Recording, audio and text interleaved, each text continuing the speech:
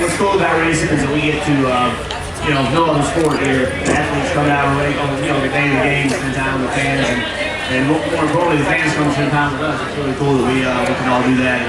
It's a good way to wake up in the morning. Well, I have to say you're probably one of the most awesome drivers I get to interview. You are an incredible man, and it looks great, doesn't it? I have to say, how do you stay in shape? You need to get out a little more.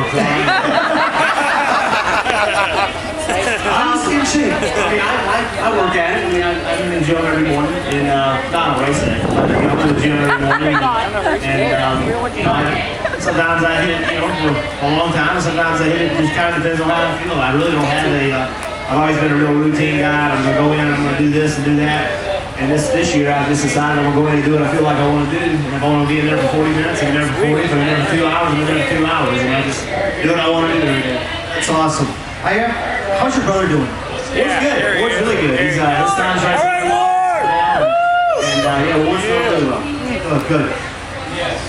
Jeff, this isn't my question, so don't get mad at me. But I always wanted to have the guts to ask one of the drivers this question.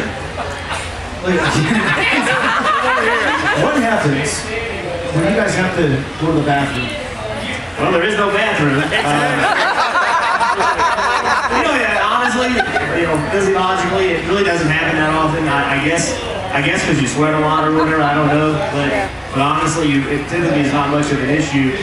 But you know what? If you gotta go, you just gotta go. And it's only happened to me once or twice in all my years of racing. And I'm going to tell you something. When you've got 6-point harness and you're all buckled up, it takes some concentration. You can make it as easy as it's not. You have to think about it.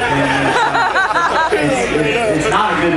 It's worse dangerous if you have if you have a kidney full it's really dangerous. So if you really try to make sure before the race starts that you go all the restroom, you've done all that, because it's really not a good thing to have a full bladder going 200 miles an hour.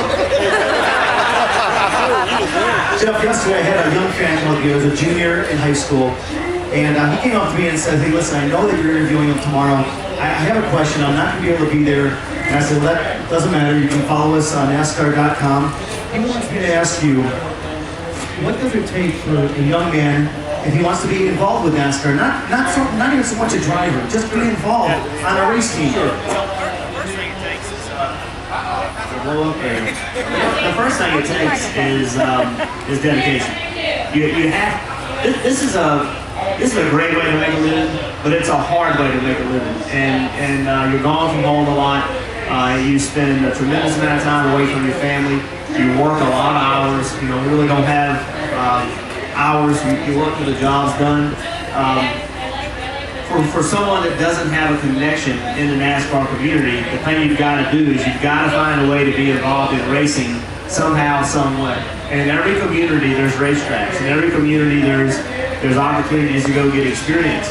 And go on a volunteer basis and figure out if you want to do it. Every race team needs help on a local level. Every single race team needs help. Go to a local racetrack, find a team. Hey, look, I'm really interested in racing. I want to be part of the team. Can I come to start learning?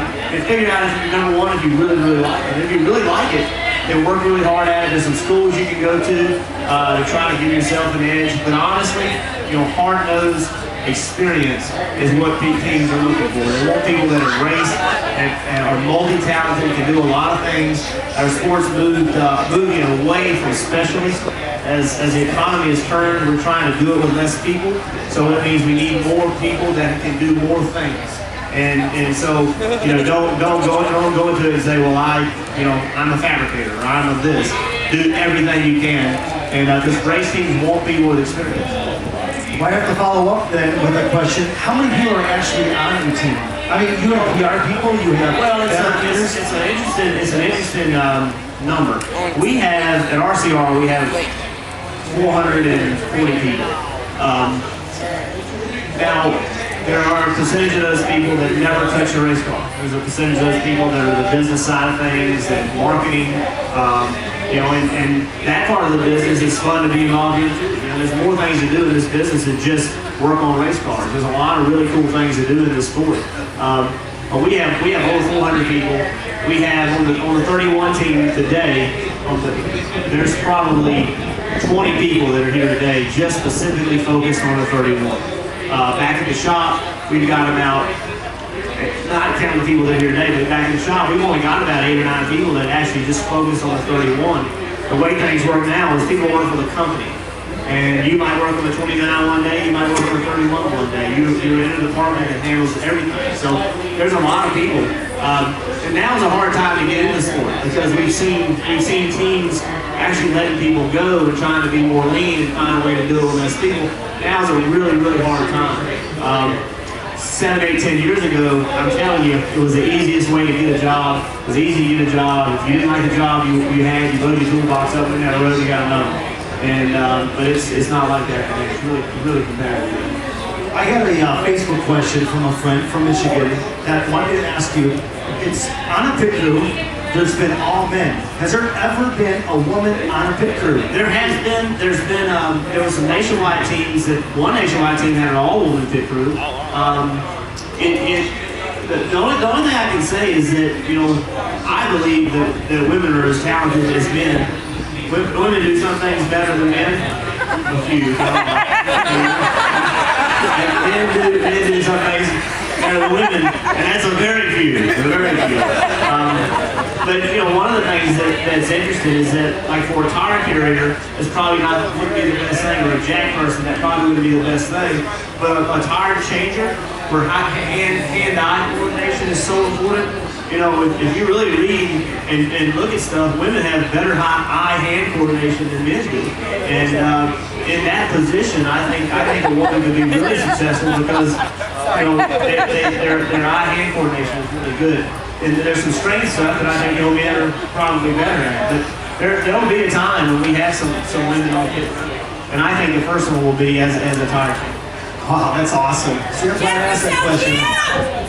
You need to get out too. Either that or you stay out all night. We are in Vegas, right? By the look of it, though, I think there's a few of you that have been out all night. I got my one of my questions, you have to have one of the coolest sponsors for a guy. And I was on your website again last night. How often do you get to spend time running some of the equipment? Probably 4 or 5 times a year we do stuff where I actually get to run the equipment.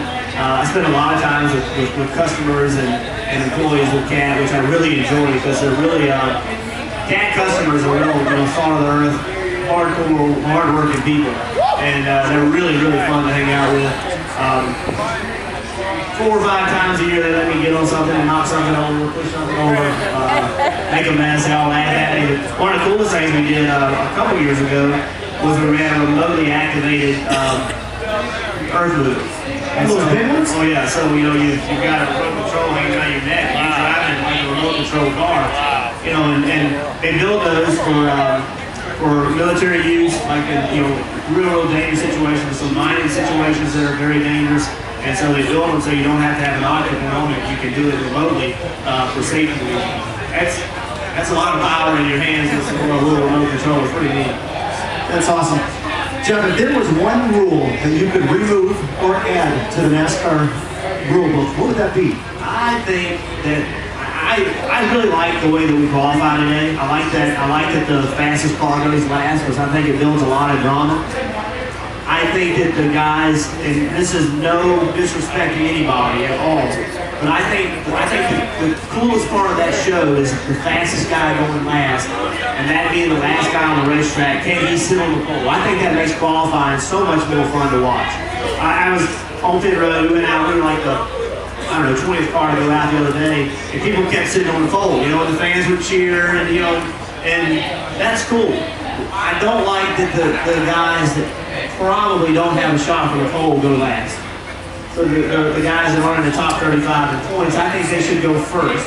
So the last car on the racetrack would be the fastest car in practice, and I think that would make more drama. And it wouldn't impede in the top 35's fairness to compete against themselves. I think that's important too. The guys that are not in the top 35, they need to go out at the same time. That's the fairest way to do that, and I support that 100%. I just wish they would go first, because I think on Friday, I think that would make it a better show, and it wouldn't negatively impact the race to get in the race is as important as the race for the pole. And so I'm not trying to diminish it, but it is more exciting to see who sits on the pole. On your time off, do you like hunting or fishing? Fishing. I definitely fishing.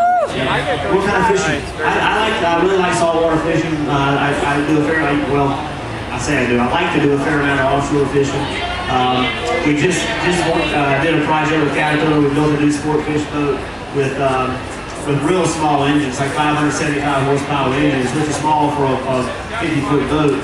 And it's got a new drive system, and this boat's running top speeds like 37 knots, and it's burning like 58 gallons an hour. You compare that to a normal drive system with bigger engines, running the same speed, it burns about 80 gallons an hour. So we did this really cool project with Cat, economical, it's cheaper to build, well it's a little cheaper to build, it gives you more room in the boat, you have a lot more fuel mileage. That was a really fun project. It took about a year to do it, and we ended up with a boat that's just so economical to run in comparison to other boats, and it runs the same, real close to the same speed. So that was a really, really fun project. And I'm going Wednesday of this coming week for the first time to actually be on it and go fishing. So I'm really looking forward to this. Where's that going to be? Well over a year. Out of North Carolina. Nice, nice. I have your pit crew coming on later on today. Now, remember we're on NASCAR.com right now. I'm saying, what would be a good story, practical joke that you could actually tell us? Because you guys have to be joking around a lot on the road. Well, you know what? Honestly, it's there's so many. I don't see those guys except for on race day because a lot of those guys probably didn't get in until last night, and so I was busy, so I hadn't even seen them on the show. So we really don't see those guys all that much. As opposed to 15 years ago, I knew everybody, I knew everybody's kids, I knew everything. But the way that it works now is the drivers are so busy during the week, or we used to didn't have to do anything during the week, that I hardly see them. And so it's a little different relationship. It's much more of a business relationship. I'll tell you this, those guys work exceptionally hard. They train like a professional football player, basketball player would train. We're not taking mechanics and asking them to be tire changers and jackmen and tire carriers. We're taking athletes and asking them to work on the race car a little bit too. And they really are true athletes. When you see them today, they're all very fit. The fitness program is insane. The way they train is insane. They put a lot of effort into it, and they have a hard job. I compare their job to a field goal kicker. When a field goal kicker comes home, you expect him to make that field goal. And when he doesn't, it's like, that's your only job is kick a field goal. Like it's easy. It's really, really hard. And you sit and you wait, for your opportunity, and that's harder than actually being out there doing it. So those guys have a tough job. And they stand out when they don't do well. That's what's really hard about their job. When they do well, it's like, that's what they're supposed to do. And when they don't do well, they get yelled at. And they have a really, really hard job. I respect those guys a lot because there's a lot easier ways to make a living. Well, I have to ask you, last question, they told me you gotta go. Where do you see yourself after you're done driving? I don't at all, to be honest. I really don't even think about it. Everybody wants to know what I'm going to do when I get done driving. The only person that doesn't want to know is me. And the reason I don't want to know is because I really don't care. I love what I do, and I'm way more concerned about focusing on what I do versus what I'm going to do. And I don't want to make plans for what I'm going to do because 5, 6, 7, 8 years from now, a lot of water runs underneath the bridge in that amount of time. And I just don't want to know. I love what I do. I don't want to put up what I do. I know a lot of people that made all these plans of what they're going to do. The next thing you know, they're doing it and they regret not doing what they really wanted to do in the first place. So, since I was 5 years old, I wanted to drive a race car. I'm 43 years old, I'm driving a race car. There's no need for me to know anything else. Ladies and gentlemen, let's give it up. Good job.